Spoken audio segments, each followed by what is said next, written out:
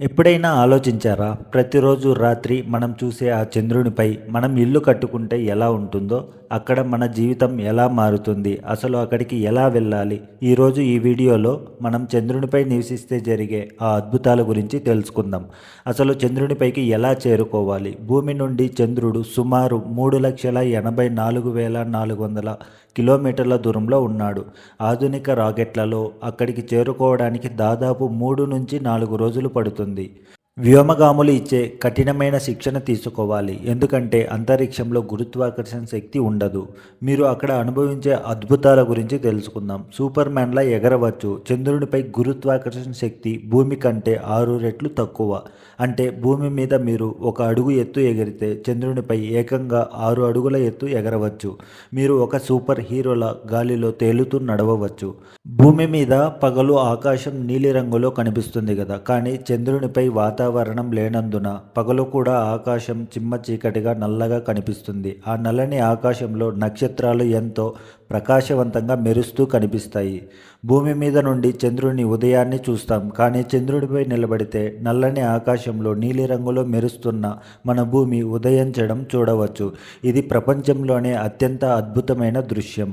చంద్రునిపై గాలి ఉండదు కాబట్టి అక్కడ మీరు ఎంత గట్టిగా అరిచినా పక్కన ఉన్న వారికి కూడా వినిపించదు. మనం మాట్లాడుకోవడానికి రేడియో తరంగాలను వాడాల్సిందే. అక్కడ నిశ్శబ్దం రాజ్యమేలుతుంది. చంద్రునిపై ఒక్క పగలు మన భూమి మీద 14 రోజులతో సమానం. అలాగే రాత్రి కూడా 14 రోజులు ఉంటుంది. చంద్రునిపై పగలు ఎండ తీవ్రత 127 డిగ్రీల సెంటీగ్రేడ్ ఉంటే రాత్రిపూట చలి -173 డిగ్రీలకు పడిపోతుంది. అందుకే మనం ప్రత్యేకమైన స్పేస్ సూట్స్తోనే ఉండాలి. చంద్రునిపై ఉన్న మట్టిని రెగోలిత్ అంటారు. ఈ మట్టి నుంచి ఆక్సిజన్ను వేరు చేసే సాంకేతికతను శాస్త్రవేత్తలు అభివృద్ధి చేస్తున్నారు. అంటే మనం అక్కడ గాలిని స్వయంగా తయారు చేసుకోవచ్చు.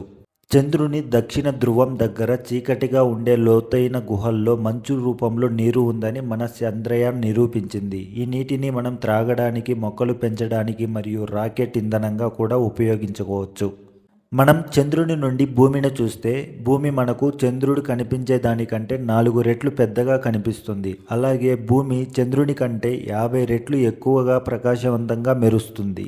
చంద్రునిపై వాతావరణం లేకపోవడం వల్ల సూర్యుడు అస్తమించేటప్పుడు రంగులు మారవు.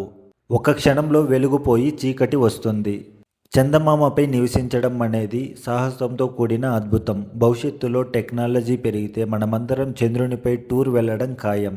మరిన్ని ఇలాంటి ఆసక్తికరమైన విషయాల కోసం మన ఛానల్ని సబ్స్క్రైబ్ చేసుకోండి.